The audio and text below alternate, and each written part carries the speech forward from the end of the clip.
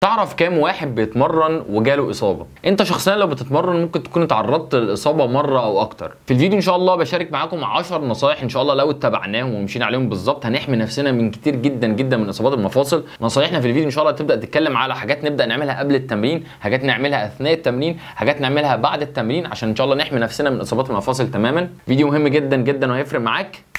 يلا بينا.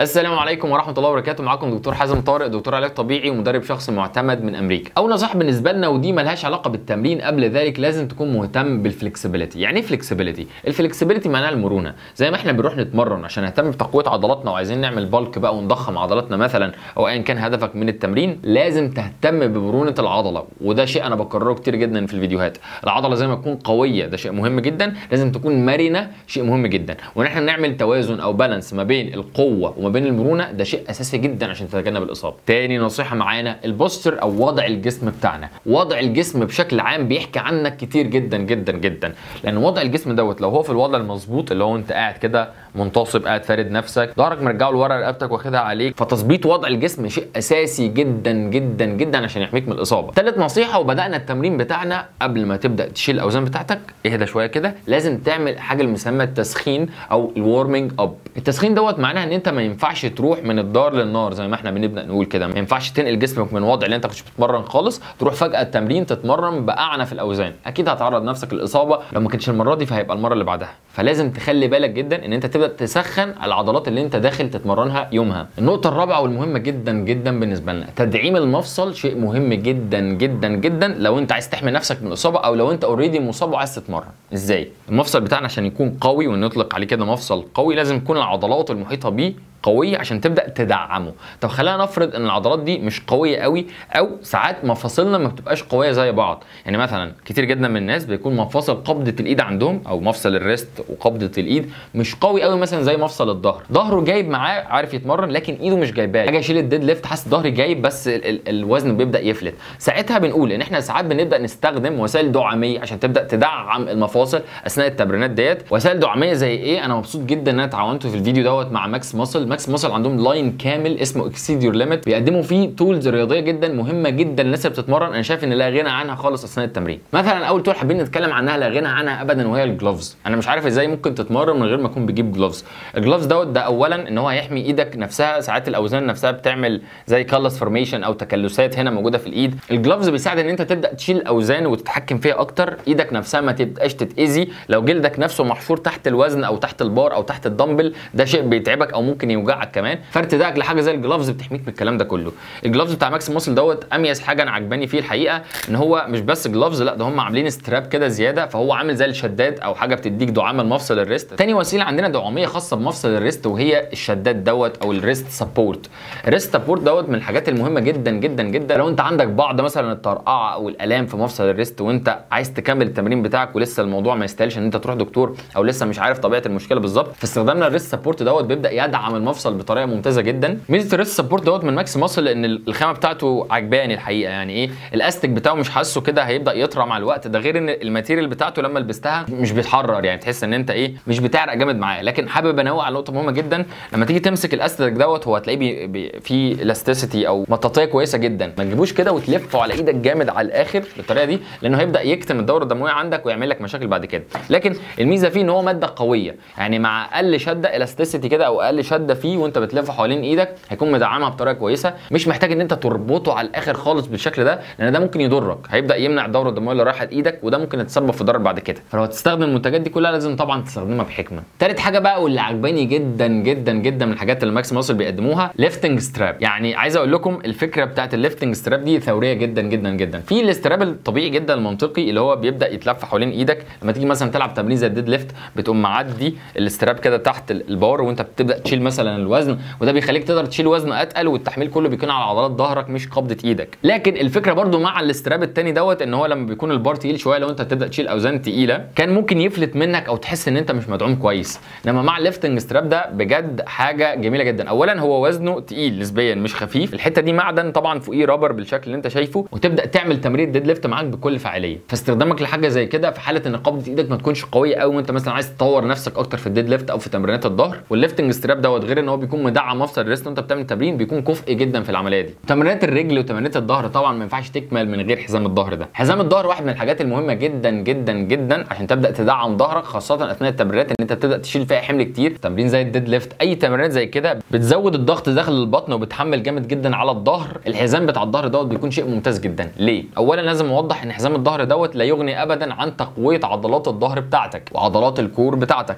يعني لو انت عضلات الكور او عضلات الظهر بتاعتك مش قويه انف، ما ينفعش تبدا تحمل في الاوزان كتير جدا وتقول ما انا لابس حزام الظهر خلاص مش هيحصل لي حاجه. حزام الظهر كل اللي عليه ان هو بيبدا يديك حاجه اسمها تاكتايل ستيميوليشن، يعني ان انت وانت حاطط الحزام حوالين ظهرك بالشكل ده وبتبدا ترفع الوزن جامد، انت حاسس بشده الحزام حوالين ظهرك، ده بيديك احساس بالوزن اللي انت شايله قد ايه، وان انت فعلا مالك نفسك ومالك الوزن اللي انت شايله. لكن عايز اقول لك نصيحه مهمه جدا، لو هتستخدم حزام الظهر دوت وناوي بقى تبدا تزود اوزان بدون وعي ومش بتقوي عضلات الكور او مش بتمرن بطن او تمرينات كور او تمرينات لعضلات الجذع بوجه عام بطريقه مستمره، وعايز تعتمد على حزام الظهر ان هو يبدا يحميك من الاصابات، فانا عايز اقول لك حزام الظهر ده في حد ذاته ممكن يتسبب لك في اصابه. الطول الخمسه ممكن تساعدك جدا ان انت تحمي نفسك من الاصابات، بل بالعكس لو عندك اصابه كمان ممكن تتعامل معاها شويه جدا، وده خاصه في اصابات الركبه. كتير جدا مننا ساعات ركبته تطرقع، بتحس ان في طرقعه، ممكن تكون طرقعه بدون الم انت مش عارف سببها يكون ايه. فاحنا عندنا الني سبورت دوت من ماكس ماسل بجد، يعني عايز اقول لكم رائع جدا. ليه بقى؟ الماتيريال جميله جدا جدا من حيث الالاستيسيتي، يعني بتروح وتيجي بتاخد معاك جدا، تحس انها هتعمل سبورت للمفصل جدا.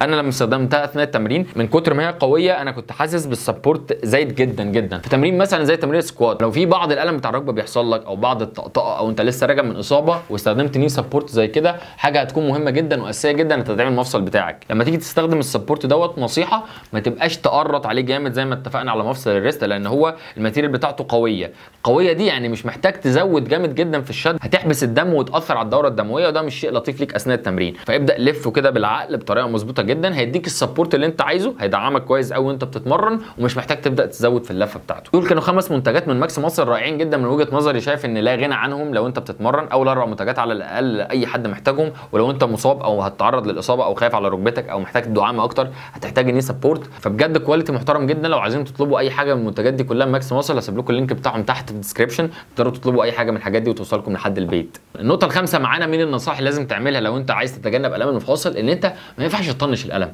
يا جماعه زي ما اتفقنا احنا بنستخدم السبورت والحاجات اللي بنستخدمها دي عشان تبدا تدعمنا كويس اثناء التمرين، لكن اوعى تطنش الالم بتاعك. في الم يعني في مشكله لازم تروح للدكتور، تعرف طبيعه المشكله، تعرف ازاي تبدا تتعامل معاها. لو في تاهيل او علاج طبيعي تعمله الاول وبعدين ترجع تحت توجيهات الدكتور دوت للتمرين بتاعك تاني. النقطه السادسه معانا لازم تنوع من التمرينات بتاعتك. لاحظوا ان التمرين عندنا بيشكل حمل مستمر، فلما تكون بتعمل نفس التمرين كل مره بتضيع على نفسك فرصه كتير جدا من الاستجابه من العضلات بتاعتك، لان العضلات بتحتاج في التنوع في التمرين شويه، لان كل تمرين ممكن يفاضل حته معينه من العضله. فلما تكون بتنوع ما بين التمرينات دي كلها فانت بتزود استفادتك الكليه من التمرينات. النقطه رقم 7 معانا الكارديو. هتقول لي الكارديو ايه علاقته باصابه المفاصل يا دكتور؟ هقول لك. اقصد بالكارديو هو الكارديو عالي الشده، في كارديو قليل الشده زي المشي مثلا، في كارديو عالي الشده زي الجري. الجري او اي نوع من الكارديو عالي الشده لما بنعمله باستمرار بيكون هاي امباكت او تاثيره عالي جدا على المفاصل. فلما بتكون بتعمل هاي انتنسيتي كارديو ده بس، يعني بتفضل تعمل جري بس، كل الكارديو بالنسبه لك جري وتنطيط وشقلبه ومش عارف حركات وكلام زي كده باستمرار وبدون راحه، ده بيكون تحميل جامد على المفاصل وبالتالي ممكن يعمل لك مشكله. فنوع ما بين نوعين الكارديو، اعمل قليل الشده شويه عالي الشده شويه، نوع. والتنويع دوت شيء مهم جدا جدا لسلامه وصحه مفاصلك. تامن نصيحه هشاركها معاك في الفيديو ده وهي تجنب الاسترس او التوتر. الاسترس ليه علاقه كبيره جدا جدا بالام المفاصل بكذا فاكتور. اولا انت لما بتكون ستريسد او متوتر عامه ده بيخلي الليفل او مستوى الالم عندك اعلى.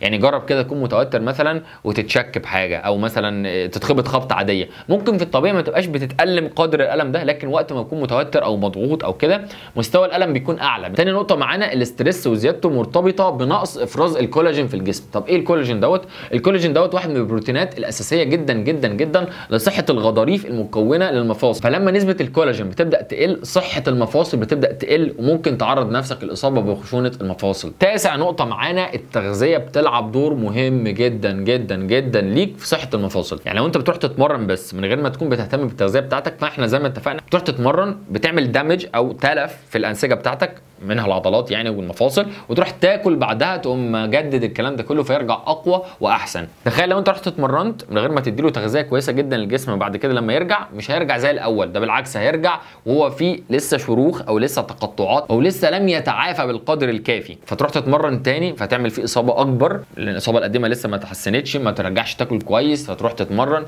وهكذا. فانت بتعرض نفسك مع الوقت للاصابه بمشاكل في المفاصل، فخلي بالك. النقطه العاشره والاخيره معانا عشان تبدا تحمي نفسك من الام المفاصل، وهي ان انت تكون مشترك في قناه ماسل كلينيك. لو انت مشترك عندنا في القناه فانت عارف ان احنا عندنا بلاي ليست او عندنا قوائم بتبدا تتكلم عن المفاصل بتاعت الجسم كله، الكتف وبنتكلم عنه كتير قوي، اسفل الظهر بنتكلم عن مشاكل العظام كلها بتاعتنا، المشاكل دي اللي بتمسك لو انت رياضي. هتلاقي في الفيديوهات بتاعتنا دي نصائح لحمايه المفاصل من الاصابات، تمارين لو انت عندك الام في المفاصل تبدا تخففها. فلو انت مشترك في القناه ومتابعنا وهتتابعنا في الفيديوهات اللي جايه ان شاء الله، اكيد دي وسيله هتكون مأمن بيها على صحه المفاصل بتاعتك، فيعني الموضوع منطقي جدا. وتلك 10 كامله. بس كده يا ابطال، يا رب تكونوا استفدتوا من الفيديو، كل سنه وانتم طيبين، يا رب رمضان كريم علينا جميعا. طبعا حابب اشكر شركه ماكس ماسل على رعايه الفيديو. شركه ماكس ماسل من الشركات المحترمه اللي بتدعم المحتوى بتاعنا، والكواليتي بتاعت المنتجات بتاعتهم بجد فارقه جدا. ان شركه مصريه بتقدم الجوده دي من المنتجات فده شيء يستحق الدعم جدا. فاكيد لو حابين تطلبوا اي منتج من المنتجات اللي ذكرتها تقدروا تتواصلوا معاهم، وهتلاقوا اللينك بتاعهم تحت في الديسكربشن. كان معاكم دكتور حازم طارق في كل فيديو جاي ان شاء الله يا ابطال.